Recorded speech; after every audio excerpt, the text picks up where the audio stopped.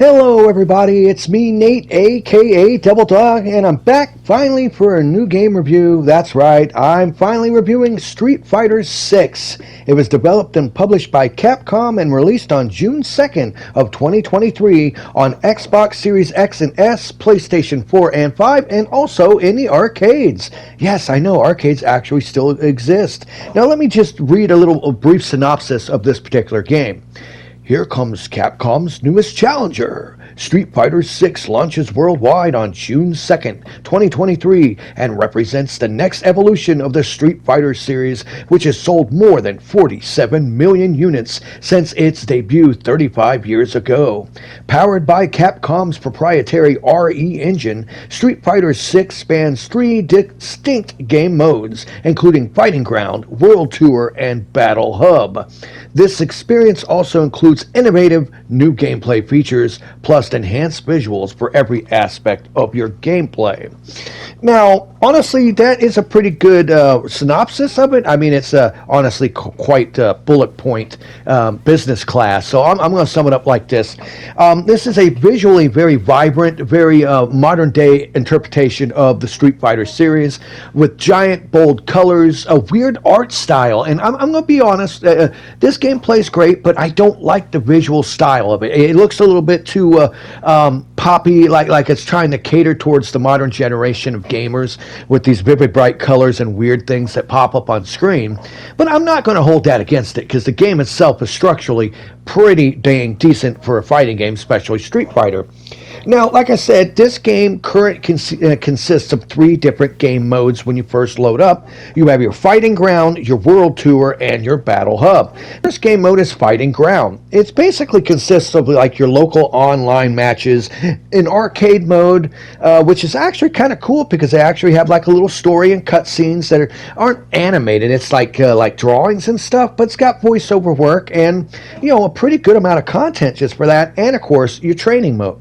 Next up is the World Tour mode, which hands down, this was my personal favorite. It really was. It's odd because it's best way to describe it, it's like a fighting game that has a single player RPG aspect added into it, where you first start off by creating your own customizable avatar that you build and you can equip with different moves and gear as you go along the way.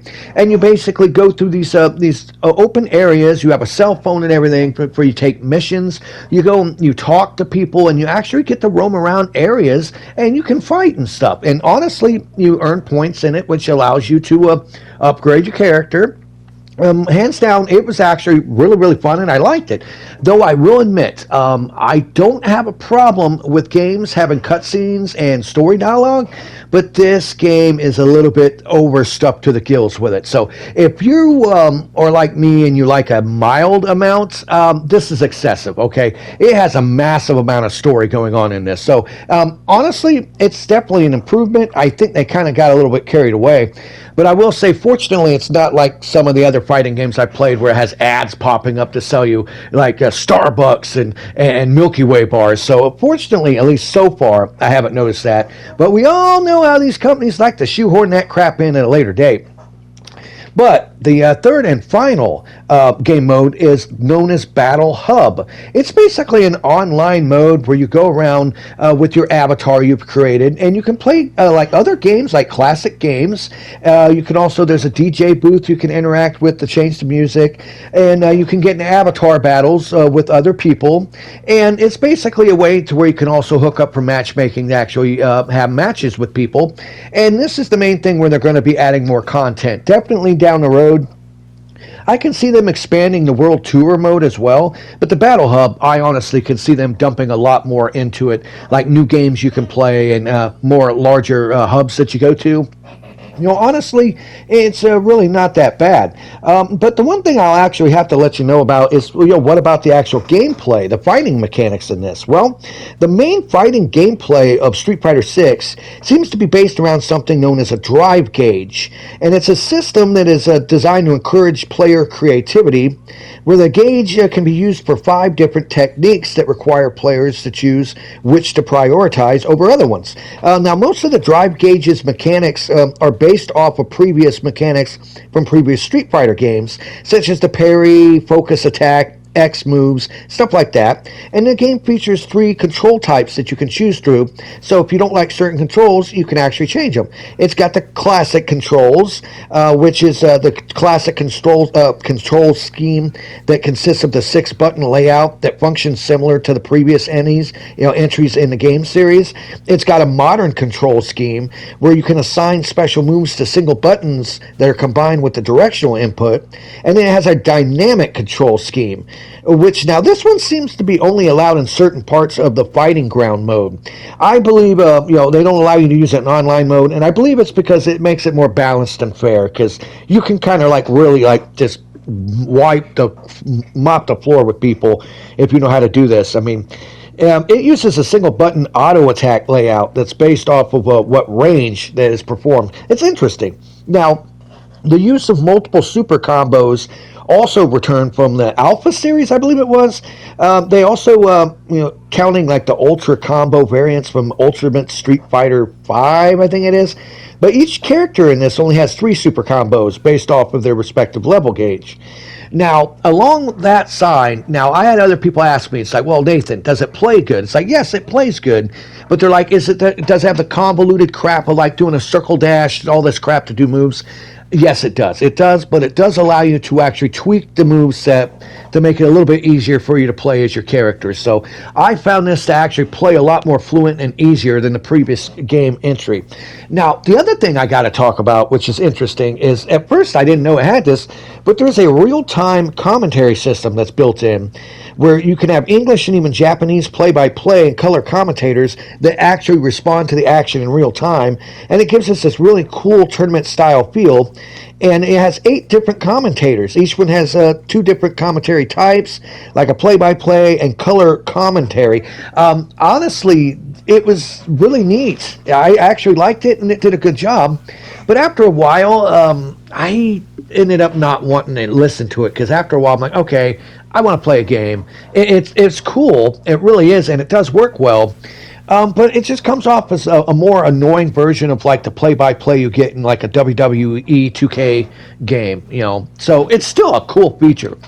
And honestly, like I said, they do have a lot of content in this. I mean, the World Tour mode, honestly, is my personal favorite. Be able to create your character and go around and meet up with people and actually run around these really well-designed, vibrant, beautiful areas. And like I said, the fighting is crisp, it's fluid. I'm telling you, man, Capcom's RE engine is a beast. It really is a good game engine. And I haven't really had any sort of glitches or issues with this game. It did have the natural day one patch, and what I played before the day one patch, I didn't really notice too many things in terms of issues, like maybe in the RPG areas where it's the city, you'll see some like artifacting in the background, a little bit of pop-in, and the little thing where they lower the animation on NPCs, so when they're walking in a distance, their animation's kind of janky. But other than that, considering this is a freaking fighting game and they have that in this, I'm actually quite impressed with it, really. Now, currently, the roster consists of 18 fighters. Most of them, I'll be honest, I don't like. Okay, there's only a select few of the returning cast that are coming back in this. Most of them are new characters, which I understand. You want to create new characters. But at the same time, I'm kind of disappointed that they don't have as many old characters as I remember. You do have like Blanca, you do have Ken, you do have Guile, you do have Dulcim or whatever. I always say his name wrong. Cammy's in it. So it's got a decent amount of returning characters, but at the same time, it's mostly new. And there is a DLC that's going to be coming out soon that adds 4 more. I think one of them's Akuma, and I forget the other ones. But in the end, this is a full-price game. They are charging you the whopping $70 for it. But honestly, for a fighting game, the amount of content you get in this so far seems to be pretty good. It's a fast, fluid, very easily controllable game. The matchmaking synced up pretty quick. I mean, I suck at fighting games, so I got my butt handed to me fairly quickly. But that's okay. That's okay. This is one of those games that you play and you get better at as you go. Honestly, in my own personal opinion, I don't like the pricing of games anymore. I can still say you at least get your money's worth out of this title. With the 18 current playable fighters, with the DLC to add more in the future, the World Tour, the Battle Hub, and the Fighting Ground modes, honestly bring a lot of bang to the buck and a lot of content that you can actually play as long as you like Street Fighter fighting games. One thing I will say I don't like about it, though, is they require you to link up your email and everything else to their service with a QR code. Scan the QR code, Nate. That links it up to where it's supposed to help you, but it's buying and selling your data, like everything that does that anymore. But I still don't like that. I don't like that. I was still able to play this without linking up to my, my Capcom account or whatever the hell it's called. But nonetheless, I don't like it when companies do that. But fortunately, you can still play the game without linking up, so that wasn't too much of an issue. But in the end, I would have to actually say Street Fighter 6 turned out to be a really good game, a very well-built game, a very visually appealing game, even though I don't like some of the colors and some of the character designs look a little bubbly. They look a little, mushed up and stuff. They look a little odd. The game itself plays great. I love the World Tour mode. The Battle Hub was interesting, not my personal thing, but it was still interesting. Fighting Ground, like I said, had the classic arcade mode with some really cool cutscenes and the endings. And in the end, I can honestly say that Street Fighter 6 is actually a really good game. It seems to be way better than the last one. Hopefully, Capcom won't shoehorn in any DLC after the reviews of this come out, where they start adding in commercial breaks or DLC or make you microtransactions out the wazoo. I'm sure they'll add something because come on, it's Capcom. They want to make that extra money. But in the end, my personal thoughts are I think this is a fantastic fighting game. Please leave in the comments below if you played Street Fighter 6 or if you plan to. What are your personal thoughts about this game? Do you feel I've left anything out in terms of the control schemes? If there's any sort of information that you think I missed, please let me know in the comments below. Give me a thumbs up if you like this video. Please subscribe to my channel. And of course, here at Devil Dog Gaming, we always end our videos by saying, have fun, play hard, and remember, people, the devil is in the details. Peace out until next time.